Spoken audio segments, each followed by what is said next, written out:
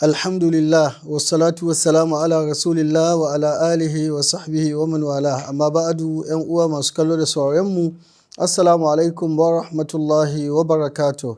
Barkanmu da sake haduwa a cikin shirin mu na dausayin sunayen Allah inda muke karanta sunayen Allah muna faɗin ma'anarsu da yadda ya kamata a bauta ma Allah da su da kuma wasu abubuwa da suka kunsa wanda ke nuna kai gaya ga kyawunsu da kyawun ma'anunansu.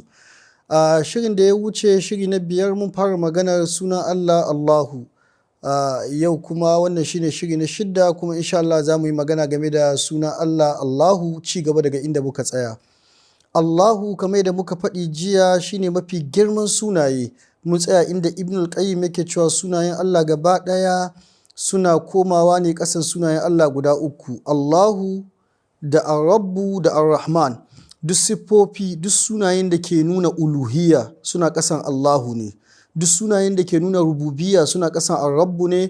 Duk sunayen da ke nuna rahama da karamci kamar Al-Karimu, Al-Jawadu suna ƙasan Ar-Rahmanu ne. Don shi Suratul Fatiha ta ƙunshi waɗannan sunayen kuma sunaye na farko da aka fara ambata a cikin Suratul Fatiha. Kaga shi sunan Allah Allahu shi aka fara faɗi cikin Suratul Fatiha. In ma ka fara da Bismillahir Rahmanir Rahim shine Bismillahi shine Allahu. Sannan in ma da alhamdulillahi ne alhamdulillahi shine suna na farko. To kaga cikin Fatiha daga Allahu sai Ar-Rabbu sai Ar-Rahman. Alhamdulillahi Rabbil Alamin Ar-Rahman Ar-Rahim. Don haka waɗannan su ne manyan sunaye guda uku.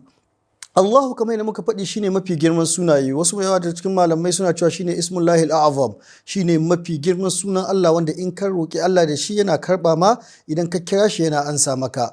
Sunan Allahu ya fi kowane suna cikin sunayen Allah zuwa a cikin Alƙur'ani. Ya zo a cikin Ƙur'ani har sau 2824. Ayoyi 33 suka fara da Allahu, Allahu la ilaha illa huwal hayyul qayyum. Allahu, Allah ayoyi 33 suka fara da Allahu a cikin Alƙur'ani. Allahu abinda an ma'ana ta yi malamai suna jar daga aliha ya alahu ne, wata abinda ke karya zuciya, abinda ke sa zuciya ta faɗi. Yau in ka ga wani gida mai kyau ka ce wawu, in ka ga wani mutum mai kyau ka ce wawu, in ba mai cewa subhanallahi kake ba. In ka ga wani abu mai kyau sai ya kasance ya tafi da zuciyarka.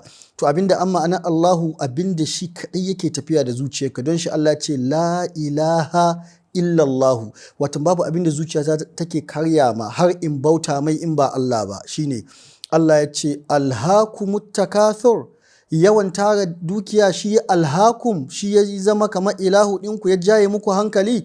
Kaga in ka ce la ilaha ni kan babu abinda ke jaye mi zuciya illallahu face Allah. Don shi Allahu in aka ga wani abu da yake jaye hankali shi ake kira, sai a ce fatabarakallahu ahsanul khaliqina. Mutane in suka ga wani abu mai jaye zuciya, wani abu mai kyawu, wani ya ce wawo, wani kuma ya kira sunan Allah sai ya ce fatabarakallahu ahsanul khaliqin. Albarkatun Allah sun yi yawa, mafi kyawun masu halitta. Wato wani abin da ke gani halitta Allah ce yasa har ta jaye maka hankali. Don haka sai kaga girman Allah cikin wannan halittan. Akwai inda komi girman abu baya jaye musu hankali, kawai zuciyarsu tana ga Allah. Akwai inda in sun kaga abu kuma zai tuna musu da Allah, cewa Allah ya halicci wannan su ƙara ganin girman Allah. Cikin abinda Allahu ta keɓanta da shi cikin sauran sunaye da ita ake girmama Allah sai a ce Allahu Akbar. In ka ce Ar-Rahmanu Akbar yayi, amma dai Allahu Akbar shine ake cewa a duk sallah in za a yi Allahu Akbar. Kuma wata siga yanzu ka zo ka bara harma ga sallah ka ce Allah Ar-Rahmanu Akbar bata yi ba, kamar da mai iziya ya ce. In ka zo ka ce Al-Khaliqu Akbar duk shine saboda girman sunan Allah shi ake amfani da shi anan. A duk cikin sallah ko ina Allahu Akbar. In kana son ka tsarkake Allah sai ka ce Subhanallah. In ka ce subhanar rahman yayi, amma subhanallah shine zikiri wanda shari'a ta sanya.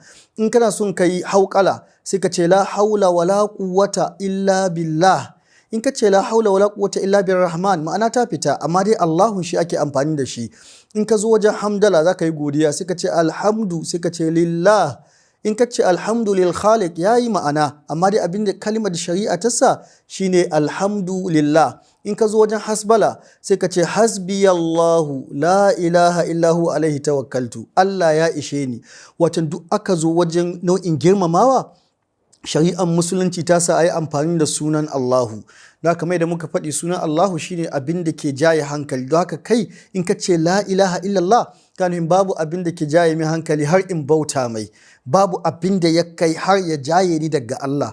Don haka sai mu yi amfani da wannan ma'anar cikin bautanmu. Kada a samu kana bauta mu wani abu ko kana jin tsoron wani abu ko kana tsammanin wani ya baka wani abu in ga Allah, sai kana cewa la ilaha, zuciyata ba ta karyuwa ga wani abu, babu wani abu da yake jaye min, babu wani wawu da zai sa in bauta mai saboda yana wawu, babu wani concept da wani zai iya magana ya sa in ya jani akan shi wanda ya saba ma Allah. Allah ya bamu a gare shi kuma ya bamu iko amfani da wannan sunan da yawan ambaton wannan suna. Sai mu haɗu a shiri na gaba inda za mu yi magana game da sunan Allah ar-Rabbu. Wassalamu alaikum wa rahmatullahi wa barakatuh.